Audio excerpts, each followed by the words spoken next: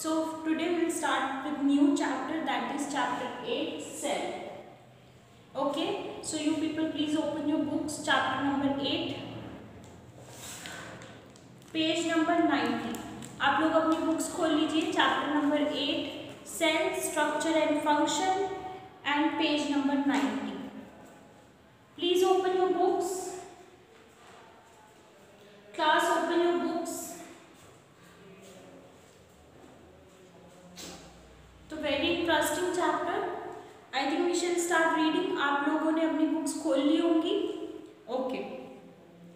You have already learned that things around us are either living or non-living. Further, you may recall that all living organisms carry out certain basic functions. Can you list these functions?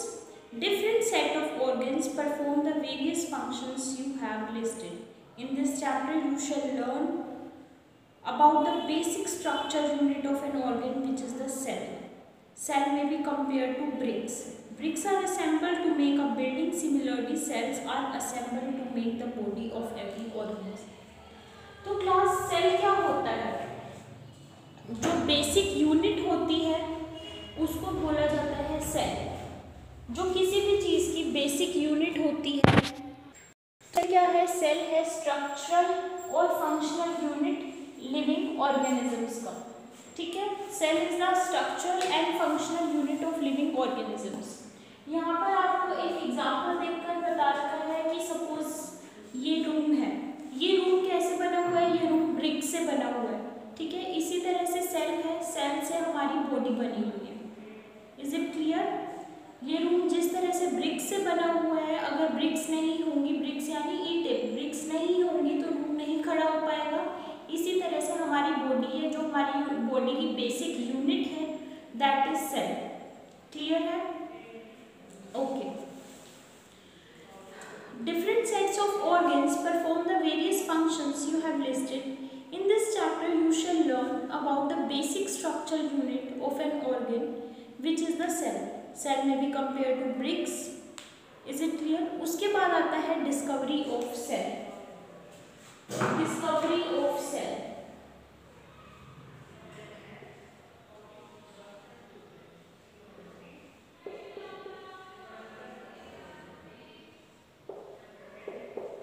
Discovery of cell. Robert Hooke in 1665 observed slices of cork under a simple magnifying device. Cork is a part of the bark of a tree. He took thin slices of a cork and observed them under a microscope. He noticed partial boxes or compartments in the cork. These boxes appeared like a honeycomb. He also noticed that one box was separated from the other by a wall or partition. Hooke coined the term cell for each box. Robert Hooke ने क्या करा? Robert Hooke ने एक cork को magnifying microscope के नीचे देखा. Robert Hooke ने क्या करा? रॉबर्ट हुक ने कॉर्क को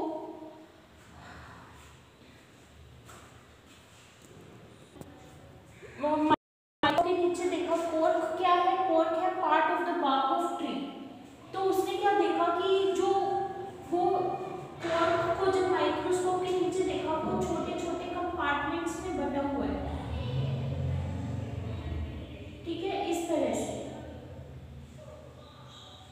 वो क्या है? छोटे छोटे कंपार्टमेंट्स में, छोटे छोटे ब्लॉक्स में बटा हुआ है. ठीक है. तो these boxes appear like a honeycomb. He also noticed that one box, उसने ये भी देखा कि जो ये बॉक्सेस हैं ये कैसे सेपरेटेड हैं by a wall. Robert Hooke ने क्या करा? इसका नाम दे दिया सेल. हर बॉक्स का नाम दे दिया cell. What Hooke observed as boxes or cells in the cork were actually dead cells. Hook ने देखा कि ये जो सेल्स थे वो एक्चुअली में डेड सेल्स थे. ठीक है. Cells of living organisms could be observed only after the discovery of improved microscope.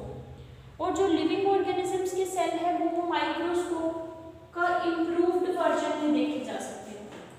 Is it clear? तो हमने पहले क्या यूज करा था?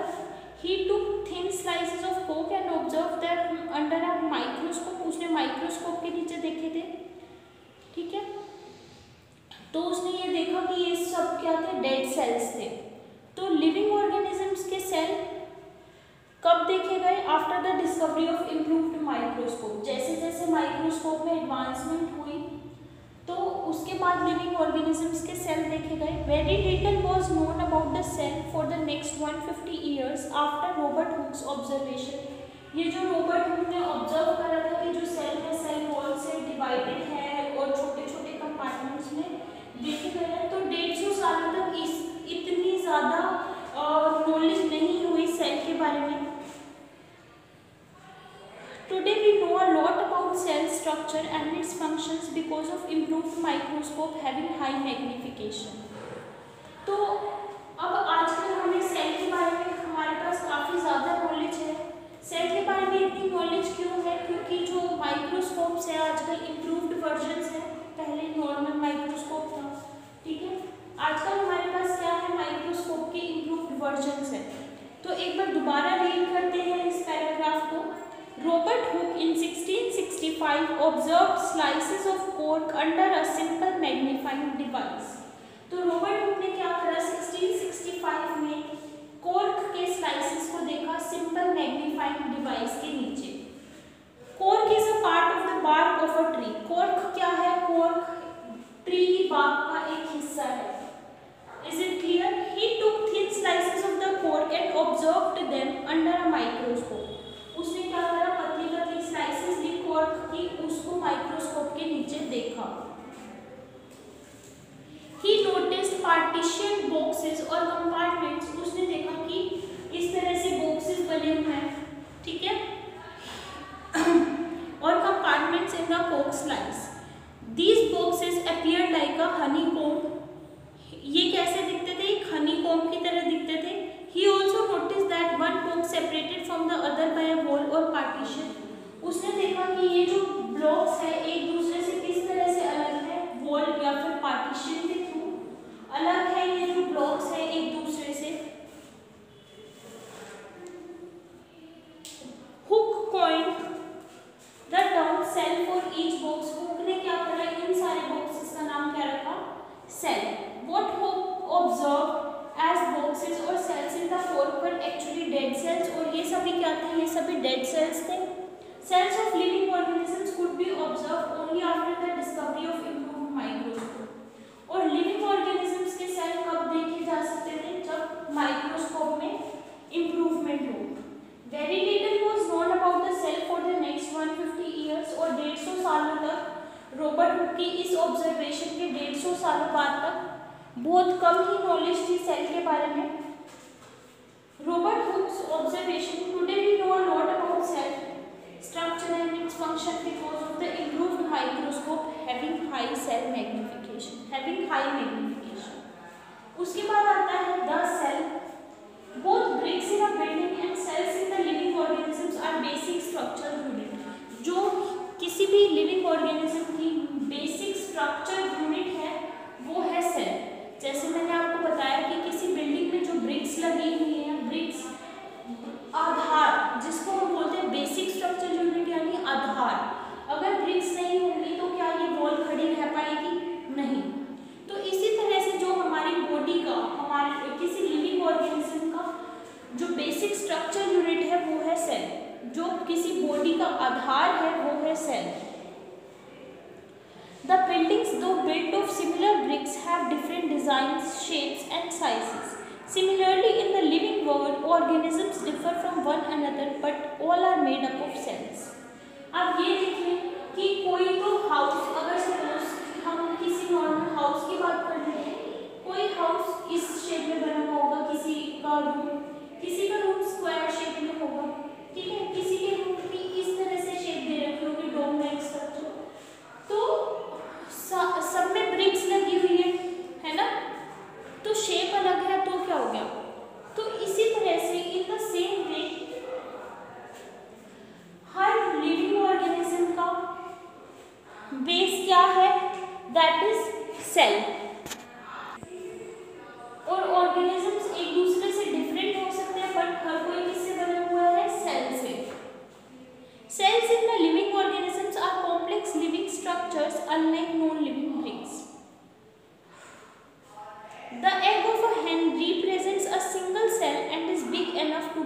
Bye the unaided eye. तो जो हेन का एग होता है वो क्या है, सिंगल सेल है और आप नॉर्मली देख सकते हो, ठीक है। तो organisms show variety in cell number, shape and size. How do class आगे कंटिन्यू करने से पहले आप ये वाला पेज रीड करिए, उसके बाद हम आगे कंटिन्यू करते हैं। आप लोग पढ़िए सेल की डिस्कवरी के बारे में एंड द सेल 8.2 वाला आर्टिकल, उसके बाद हम आगे कंटिन्यू करते हैं।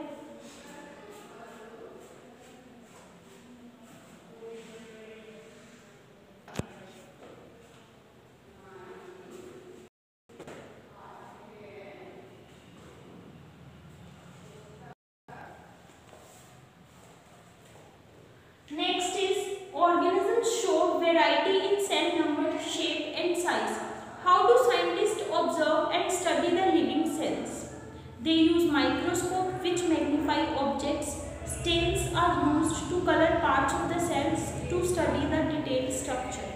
तो साइंटिस्ट किस तरह से देखते हैं सेल के नंबर के बारे में या फिर सेल की स्टडी के बारे में, सेल को किस तरह से स्टडी करते हैं?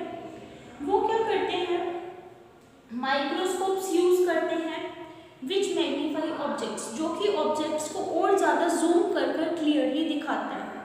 Is it clear? स्टेन्स और सेल के पार्ट्स को कलर करने के लिए क्या यूज करी जाती है, डाइज, ताकि उनके डिटेल स्ट्रक्चर के बारे में आप लोग देख सकिए, ठीक है। There are millions of living organisms, they are of different shapes and sizes. बहुत सारे लिविंग ऑर्गेनिजम्स हैं हमारे आसपास जिनकी शेप्स अलग होती हैं, साइज अलग होते हैं। Their organs also vary in shape, size and number of cells. Let us study about some of them. Number of cells, can you guess the number of cells in a tall tree और in a huge animal like that of an elephant? क्या आप पता लगा सकते हैं कि किसी organism के अंदर कितने सेल्स हैं? सपोज हमने कोई एलिफेंट ले लिया, आप बता सकते हो कि एलिफेंट के अंदर कितने सेल्स हैं? या आपने कोई ट्री ले लिया किसी प्लांट के अंदर, कैन यू टेल कि how many cells are present? The number runs into billions and trillions.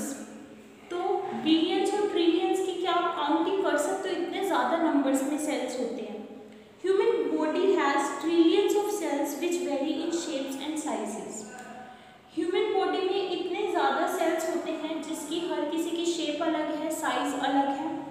Different group of cells perform a variety of functions, और हर एक सेल का अपना स्पेसिफिकली अलग फंक्शन है जो कि वो परफॉर्म करता है। Is it clear? हर एक सेल का अपना पर्टिकुलर फंक्शन है जो कि वो परफॉर्म करता है। तो क्लास अभी तक हमने क्या पढ़ा सेल के बारे में, सेल की डिस्कवरी के बारे में। 1665 में रॉबर्ट हुक ने क्या करा कि एक सिंपल मैग्नीफाइंग डिवाइस के अंदर देखा कॉर्क ऑफ अ ट्री, ठीक है। कॉर्क को उसने देखा तो उसने देखा कि उसमें स्ट्रक्चर्स थे जो कि हनीकॉम्ब की तरह थे और कंपार्टमेंट्स थे। इनफैक्ट अगर जब उसने कॉर्क को देखा मैग्नीफाइंग डिवाइस के नीचे तो उसने देखा कि जो स्ट्रक्चर है उसका वो किसके सिमिलर है, that is similar to a honeycomb. उसमें छोटे छोटे कंपार्टमेंट्स हैं जो कि वॉल से सेपरेटेड हैं, ठीक है, उनके बीच में सेपरेशन है।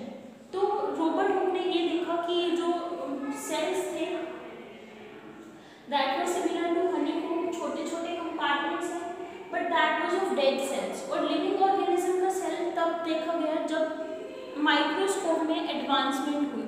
तो 150 सालों तक रॉबर्ट हुक के इस ऑब्जर्वेशन के 150 सालों तक इतना ज़्यादा सेल के बारे में नॉलेज नहीं थी। जैसे जैसे माइक्रोस्कोप के इम्प्रूव्ड वर्जन्स हुए तो हमें सेल के बारे में ज़्यादा नॉलेज हुई। उसके बाद हमने पढ़ा सेल के बारे में कि जो सेल है बेसिक स्ट्रक्चर और फंक्शनल यूनिट है। जो सेल का नंबर होता है वो काफ़ी ज़्यादा होता है, you can't count. Human body में क्या होते हैं, ट्रिलियंस ऑफ सेल्स होते हैं, ट्रिलियंस एंड थाउजेंड्स, और trillion is a 1000 billion. Organisms made up of more than one cell are called multicellular. ऐसे ऑर्गेनिजम्स जो एक से ज़्यादा सेल से बने होते हैं उन्हें बोला जाता है मल्टीसेल्युलर। ऐसे ऑर्गेनिजम्स जो एक से ज़्यादा सेल से बने होते हैं उन्हें बोला जाता है मल्टीसेल्युलर।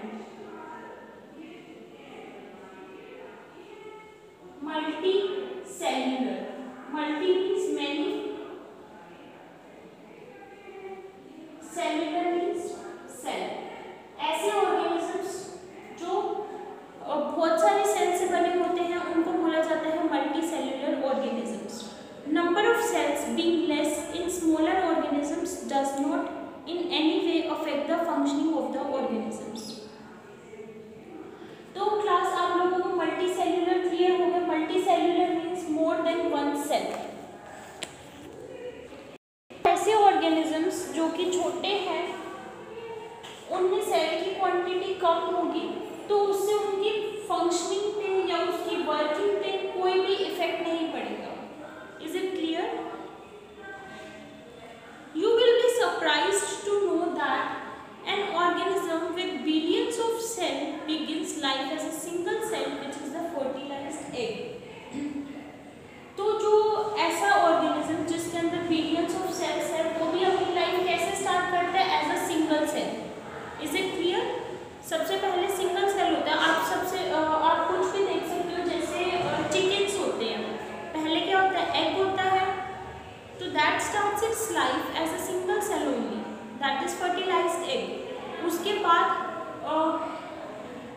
ऑर्गेनिजम्स डेवलप होते हैं। The fertilised egg cell multiplies and the number of cells increase as development proceeds. जैसे जैसे डेवलपमेंट होती है फिर फर्टिलाइज्ड एग जो होता है उसका सेल होता है वो मल्टीप्लाई करता है और सेल का नंबर बढ़ता जाता है। Look at figure 8.3. A and B. Both organisms are made up of single cell. The single celled organisms are called unicellular. Unicellular कौन से organisms होते हैं? Unicellular are single celled organisms. Unicellular, uni यानी single,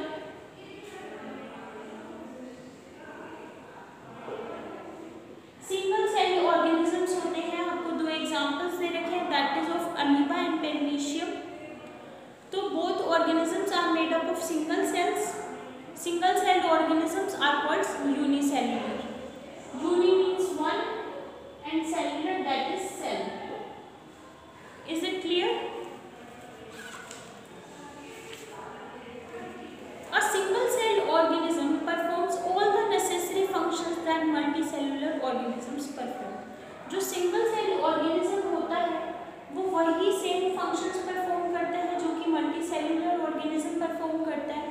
is it clear? Single cell organism like amoeba captures food and digest food.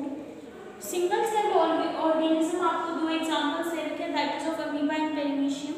तो जो amoeba होता है वो क्या करता है? कैप्चर करता है फूड को। कैप्चर करने के बाद क्या करता है? फूड को डाइजेस्ट करता है, रिस्पायर करता है, एक्सक्रीट्स यानी अपना जो भी वेस्ट मटेरियल होता है उसको इजेक्ट आउट करता है, ग्रोस एंड रीप्रोड्यूसेस, ग्रो भी करता है, ठीक है, रिप्रोडक्शन भी होते हैं उसमें। Similar functions in multicellular organisms are carried out by group of specialised cells forming different tissues. तो इसी तरह से मल्टीसेल्युलर ऑर्गेनिजम्स में क्या होता है? ये जो टास्क है ये डिफरेंट सेल्स परफॉर्म करते हैं by group of specialised cells forming different tissues. Cells से टिश्यूज फॉर्म होते हैं, टिश्यूज के बाद ऑर्गन्स फॉर्म होती है। Is it clear? सेल्स से टिश्यूज फॉर्म होते हैं, टिश्यूज के बाद ऑर्गन्स फॉर्म होती है। तो you take 2 minutes and read it. Number of cells का पोर्शन जो है आप नंबर ऑफ सेल्स रीड करिए, उसके बाद आगे कंटिन्यू करेंगे। तो हमने वैसे यहाँ पर पढ़ा क्या है नंबर ऑफ सेल्स में कि मल्टीसेल्युलर ऑर्गेनिजम्स होते हैं और यूनिसेल्युलर ऑर्गेनिजम्स होते हैं। Multicellular means many celled organisms, unicellular यानी वन सेल, ठीक है। Single celled organism, single cell में हमने पढ़ा amoeba and in this multicellular we all are multicellular only. जो ह्यूमन बॉडी होती है उसमें ट्रिलियंस ऑफ सेल्स होते हैं। Trillions means thousand of billions, ठीक है। ह्यूमन बॉडी में क्या होते हैं? ह्यूमन बॉडी में ट्रिलियंस ऑफ सेल्स होते हैं। तो मल्टीसेल्युलर मीन्स मैनी सेल्स। उसके बाद आता है आपका यूनिसेल्युलर। यूनिसेल्युलर हो गया आपका single cell, that is amoeba paramecium, आपके एग्जांपल्स हो गए। तो द थिंग इज ऐसा नहीं होता कि जो मल्टीसेल्युलर ऑर्गेनिजम्स है वो ज़्यादा फंक्शंस परफॉर्म कर पाते हैं। यूनिसेल्युलर में एक सेल होता है तो वो कम फंक्शंस परफॉर्म कर पाते हैं। द थिंग इज जैसे हमने अमीबा का एग्जांपल लिया, वो फूड भी इंटेक करता है, अपना इजेक्ट आउट भी करता है, ग्रो भी करता है, रिप्रोड्यूस भी करता है, तो दैट इज फंक्शंस वो भी परफॉर्म करते हैं। Is it clear? तो हमने ये भी पढ़ा कि जो मल्टीसेल्युलर ऑर्गेनिजम्स जो बनते हैं जिसमें बिलियंस ऑफ सेल होते हैं वो अल्टीमेटली आए कहाँ से हैं? That is from a single cell जो कि क्या है? ठीक है, तो इतने आप लोग पेज नंबर 91 रीड करिए, that is number of cells. उसके बाद हम आगे कंटिन्यू करेंगे। तो class please read page number 91, that is number of sales.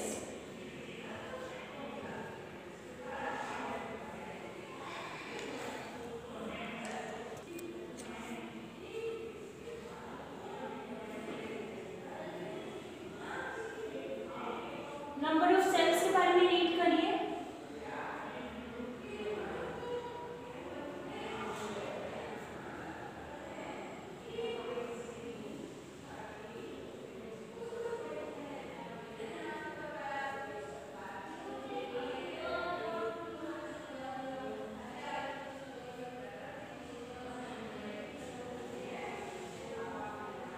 Class read about number of cells.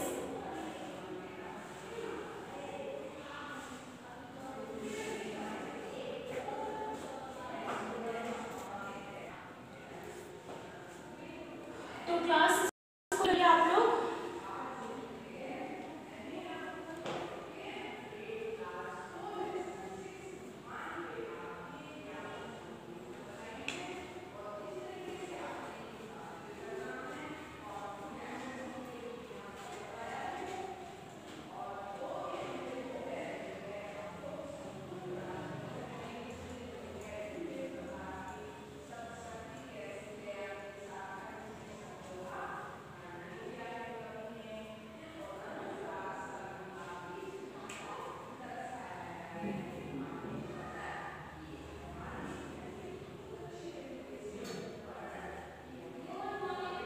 Read करिए सेल के बारे में।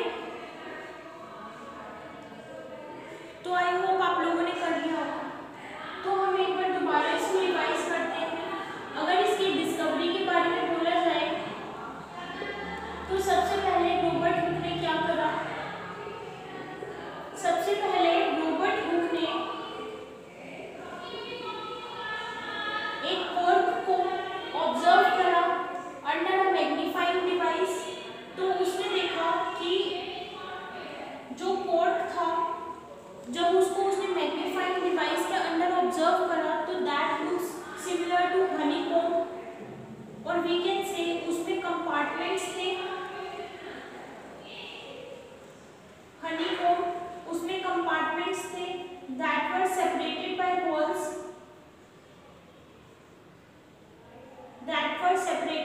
वॉल्स, और लिविंग सेल को कब देखा गया? With the advancement of microscope. ठीक है, और उसके बाद हमने पढ़ा कि जो हमारा सेल है, cell is the basic structural and the functional unit.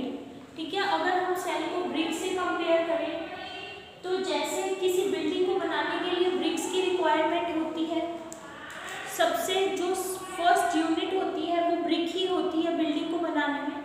तो इस तरह से सेल हमारी बॉडी के लिए है। ठीक है, हम लिविंग ऑर्गेनिजम्स में जो सेल है वो that is structural unit. Is it clear? उसके बाद हमने पढ़ा कि जो ऑर्गेनिजम्स होते हैं उनमें cells can be multicellular organisms भी हो सकते हैं। सेल्स को हमने दो कैटेगरीज में divide, that is multicellular organisms और यूनिसेल्युलर ऑर्गेनिजम्स। मल्टीसेल्युलर ऑर्गेनिजम्स क्या होते हैं? ऐसे ऑर्गेनिजम्स जिसमें मोर देन वन सेल होते हैं, यानी मैनी सेल्स। ठीक है, दैट आर मल्टीसेल्युलर ऑर्गेनिजम्स। और यूनिसेल्युलर ऑर्गेनिजम्स क्या होते हैं? यूनिसेल्युलर यानी ऐसे ऑर्गेनिजम्स जिनमें एक सेल होता है। ठीक है, यूनिसेल्युलर में हमने एग्जांपल्स लिए अमीबा का, यूनिसेल्युलर में हमने किसका एग्जांपल लिया? अमीबा का। तो हमने ये पढ़ा कि ऐसा नहीं होता कि कोई ऑर्गेनिज्म है जिसमें यूनिसेल्युलर है यानी एक सेल है तो वो फंक्शंस कम परफॉर्म करेगा। तो वो जो उसके बेसिक फंक्शंस है that is reproduction, growth, food का intake, ejection of food, everything happens in the same way, everything happens. ठीक है, इन यूनिसेल्युलर ऑर्गेनिजम्स ऑल्सो। और हमने ये पढ़ा कि मल्टीसेल्युलर में क्या होता है? मल्टीसेल्युलर में बहुत सारे बिलियंस ट्रिलियंस ऑफ सेल्स होते हैं। ठीक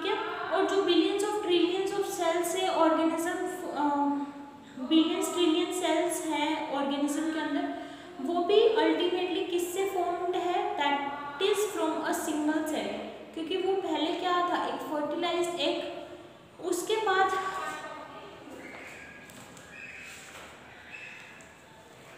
बाद आता है शेप ऑफ सेल्स।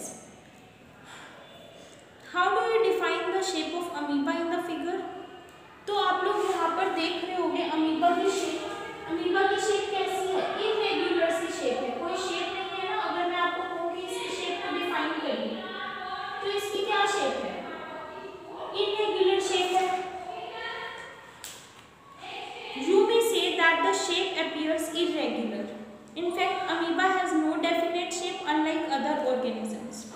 बाकी organisms की क्या होती है? एक definite shape होती है, but amoeba की shape कैसी है? irregular है, यानी कोई भी definite shape नहीं है।